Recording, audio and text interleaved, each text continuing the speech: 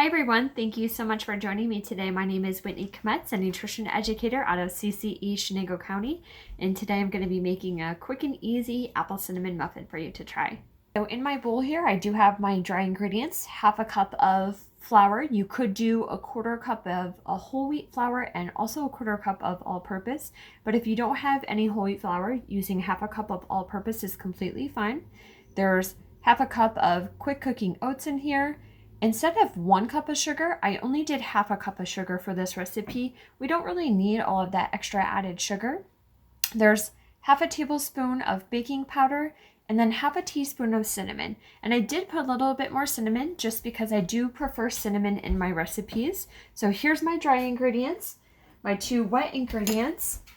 I am going to pour in here. I have half a cup of a non-fat milk and 1/3 of a cup of applesauce.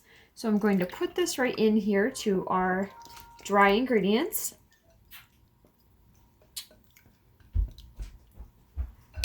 Give it a nice good stir. And then I'm going to gently just toss in my chopped apples. And I did leave the skins on. The skins offer a great source of fiber for these apples. So I'm going to put in our apple slices. And while you're doing this, make sure you have your oven preheated. So 400 degrees, and we're going to put these in for about 15 to 20 minutes. Again, you want to give this a nice good stir. You could add in more apples. I did add in more than 1 apple just because I love having those fresh apple slices in here. Then all you're going to do is put these in our muffin tin. Okay, so I have all of my muffin cups ready. They're all filled, ready to go. We're going to put these in the oven for about 15 to 20 minutes. And I hope you guys enjoy for an after dinner treat tonight.